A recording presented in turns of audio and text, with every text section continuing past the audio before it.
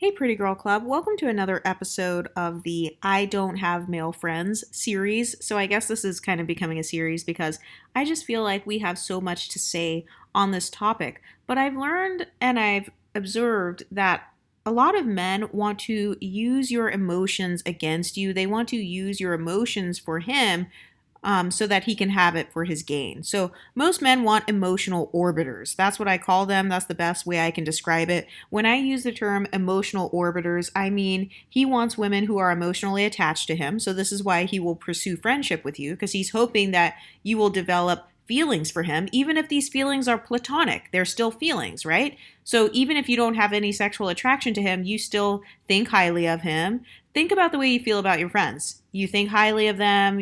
You recognize all of their good qualities. I'm assuming that if you're a good friend, you would be encouraging towards your friends, like your girlfriends. So guys are looking for these qualities as well. So oftentimes men are looking for women to be their friends rather than just looking for male friends because they know that women are more emotionally available than men.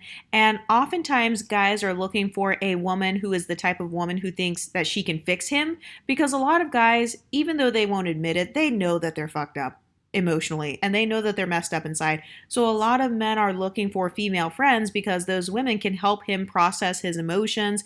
You will act as his free therapist. He knows that he can be vulnerable and open. And in some cases, guys are hoping that once you get to know them, that your emotional attachment will grow and that it will turn into sexual attraction. This happens all the time. A lot of guys will linger in your friend zone in hopes that once you break up with your boyfriend, or once your boyfriend cheats on you, or once you get a little bit too drunk, he's hoping that he can get lucky sexually. I've come to realize that due to the way a lot of men are socialized by patriarchy, most men do not view us as equal human beings, or, having our own thoughts and feelings and desires and our own inherent value. A lot of men just think of women in terms of their own fantasies. So men in their minds, think about how men are socialized. They grow up on porn. So porn often features one man with 5 or 10 women. Porn often features women just throwing themselves at a guy and just like having so much desire for him. So a lot of men do not realize that on a subconscious level, they are living out that fantasy, or they want to live out that fantasy. And a lot of guys, by the time they get older, they realize that if they can't live that out physically, because they can't afford to pay for the sex workers and stuff, if they can't live it out physically, they will try to at least live it out emotionally. So for some guys, even having women around him texting his phone or having women thinking about him, that is a turn on for some guys, because like I said, a lot of guys are very validation starved. A lot of men are much more lonely than how women are. I said this in the last episode about how when you are blowing up his phone, when you're the one sending all these good morning texts, you're inviting him to the cookout, you're coming over to his house and making food, you're having a movie night with him, you're having taco night with him and all that stuff, and you guys are just friends, that makes him feel important. And so even if he doesn't end up sleeping with you, even if you never end up in a relationship with him, he is still benefiting off of you because you are giving him almost like these motherly types of benefits. And I've noticed the types of women who end up in these one-sided friendships, they are the women who tend to think that they can fix a man. They are the women who tend to think, oh no, he has pure intentions.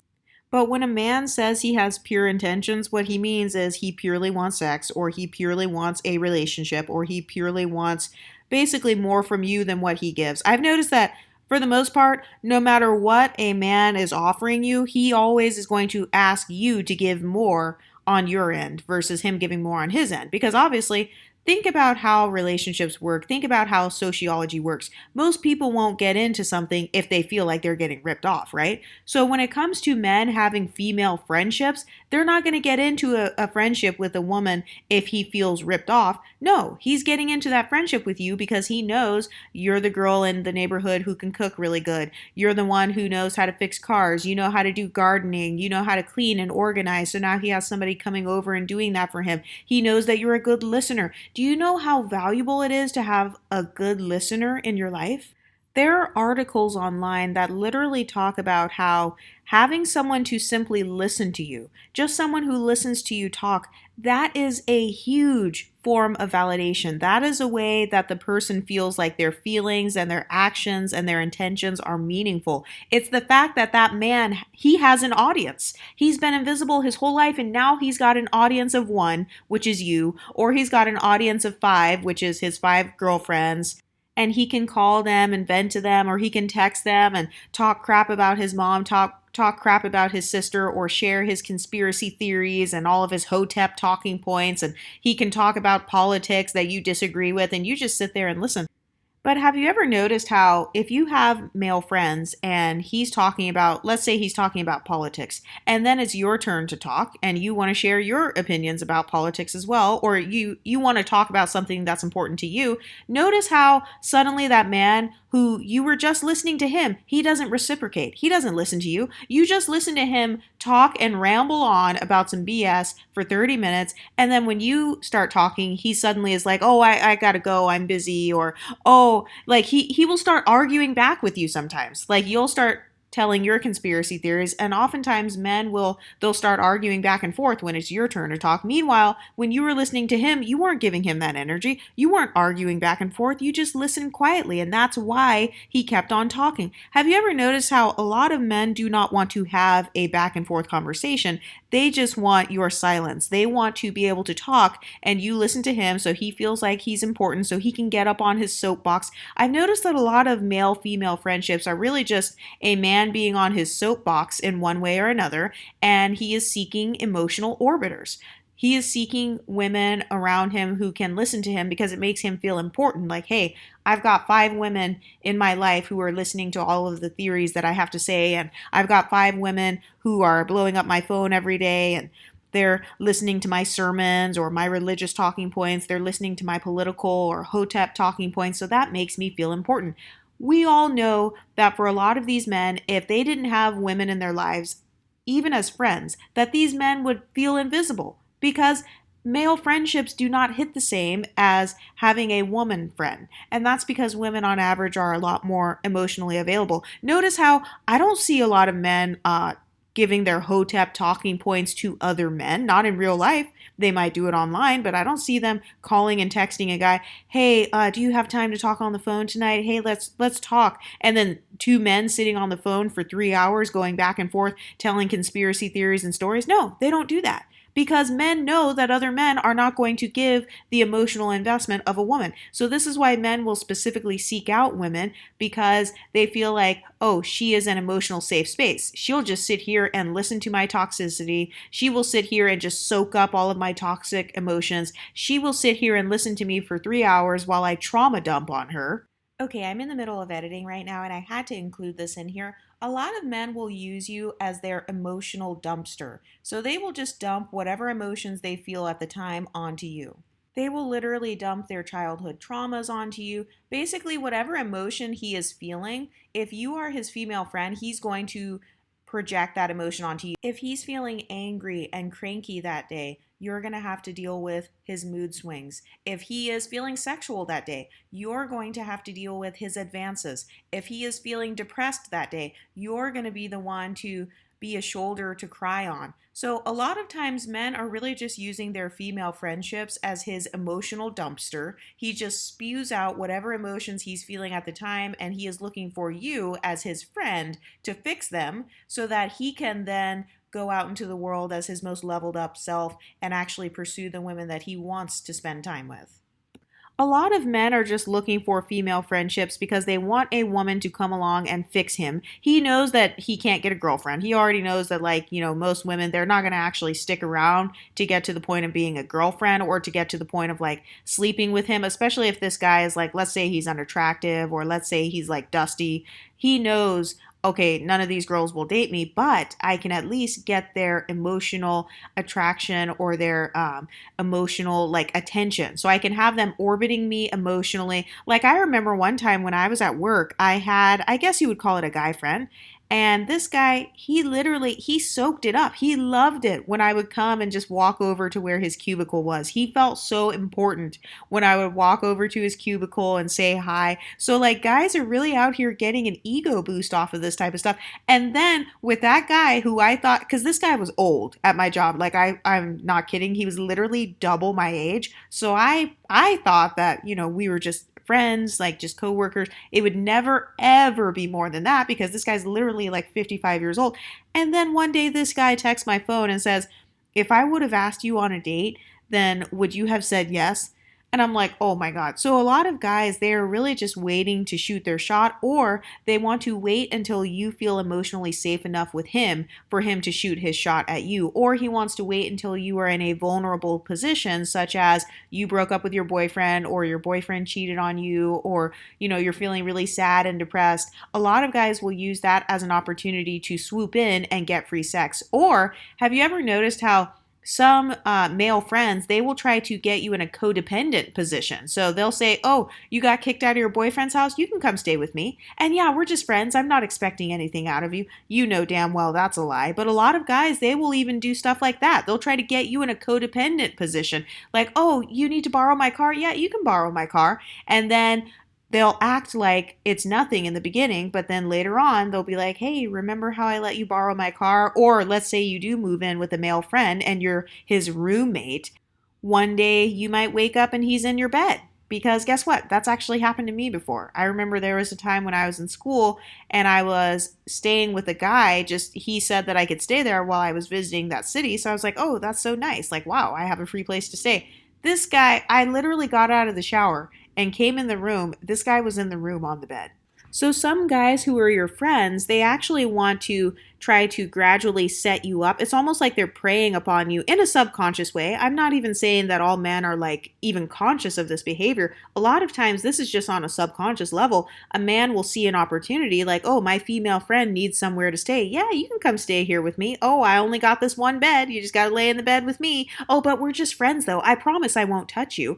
And so a lot of men, even if they don't get sexual, even if they never touch you, even if they never cross any physical boundaries with you, you are still giving him a huge ego boost and a huge amount of validation because now that man has you stored in his memory bank. Now he gets to talk about it 10 years from now. "Oh yeah, I had so and so from my chemistry class. Yeah, she was a baddie. She came and spent the night at my apartment. She just slept in my bed. She was just kind of rubbing my back and stuff. She gave me a little massage." So guys will literally cherish these things and hold on to them. It's funny how a lot of men, they will cherish the memory of you and they will cherish it only so they can brag about it. Not because they actually like and value you as a human being. Oh no, you're easily replaceable in his mind. You could have been replaced by any other woman. It doesn't matter. For a lot of guys, as long as he has an attractive female friend, it doesn't really matter. Have you ever noticed that, by the way? Because we need to keep on talking about this. Why does nobody talk about the fact that most guys, when they're seeking out who to make friends with, I've noticed that they never go to the ugliest girl in the room to make friends.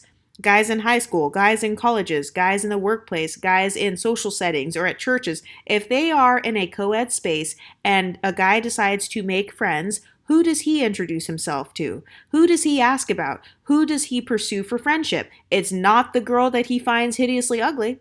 I have never witnessed that in my life. Never in my life have I seen a guy try to be friends with a girl that he finds hideously ugly. I've seen guys, they will have sex with girls that they find hideously ugly, or like if that girl throws herself at him or offers herself to him, he will have sex with that girl, but he just won't tell his friends and stuff about it. He won't brag about it. But as far as who men specifically pursue for friendship and who they, he has to ask for your number. Because think about friends. Friends have each other's phone numbers. Friends text each other. So have you ever witnessed a guy go out of his way to ask for the phone number of and plan these friendship hangouts with girls that he finds hideously ugly? No, not unless, of course, he's trying to use that girl so that he can sleep with another girl that he really wants.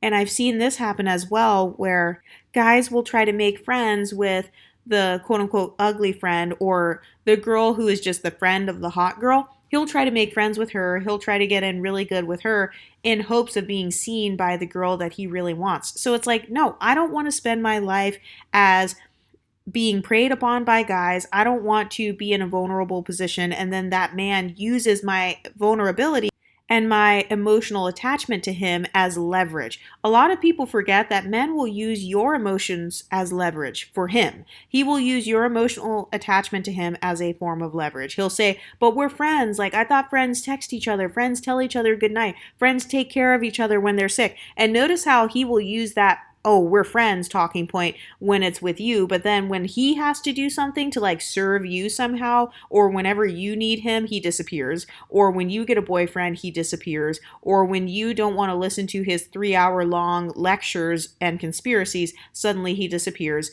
When you don't want to sit there and listen to him being on his soapbox, he disappears. And it's like that guy, he wouldn't do the same for you. He wouldn't listen to you on your soapbox for 3 hours.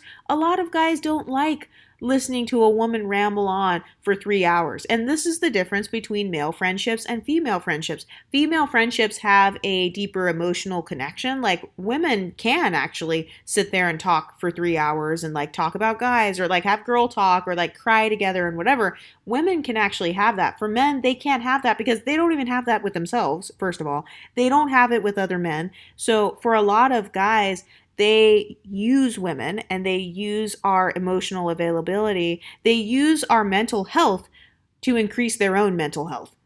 Have you ever noticed that? A lot of guys who are extremely mentally ill, they're extremely depressed, extremely bipolar, extremely narcissistic, they will find the nearest mentally healthy woman that they can and they will latch onto her with his claws. He will take his emotional claws and latch onto you. He'll try to suck you into friendship by telling you sweet words, or maybe he will be the nice guy at work, or maybe he will do a couple of favors for you, but subliminally he wants you to develop friendship with him and have emotional attachment to him so that he can try to siphon off some of your positive qualities. I've noticed that a lot of guys, when they pursue friendships with women, they tend to only want to be friends with women that they admire. So either he admires your beauty, or he thinks you're hot or something, or he just wants to fuck, or he admires certain qualities about you, such as the guys in college and high school who use the smart girl and they cheat off of her homework. So he's building up his actual career and his education. He is building that up off of her. So oftentimes guys will specifically and strategically use women to social climb. So, or let's say you work a job. He will use his female friendships to get the women at work to do his work for him. He will push his work off onto you and then he'll say, wow, thank you. You're such a great team player. Wow, you're such a great friend. And meanwhile, he's pushing his work off onto you, or he's cheating off of your homework. He's learning all of these different skills from you. And then he is taking those skills on as if they were his own, and he is using his newfound skills that he got from you so that he can social climb. He's using that so that he can be in a higher position of social status. So it's like, no, I don't want to be a man's stepping stone. I don't want to be his emotional stepping stone. I don't want to be his mental health stepping stone. I don't want to be the one that is kind of like his time passer, like I'm just a placeholder. I'm something that he does to entertain himself. So I'm just used as this dusty guy's entertainment. Like, no, I do not exist just for a man's entertainment. I don't want him to think in his mind, oh, I'm bored right now. Okay, I guess I'll text Exoticals United. Okay, I'm bored right now. Okay, I guess I'll text my female friend and just pretend like I'm interested in what she's doing so that she can text me. He's not texting you because he actually cares about you. Oftentimes, your male friends are texting you because he wants the validation of you texting him back. And he wants the validation of you asking him, how are you doing? How was your day? How's your career going? He wants that validation so that he can then turn around and brag to you, oh yeah, I'm doing well, like my company's doing great right now. Yeah, I just got done running 5 miles. Oh yeah, I just got done bench pressing 250 pounds, and then he wants you to say, oh wow, you're so strong. Oh, that's impressive. Oh, good job.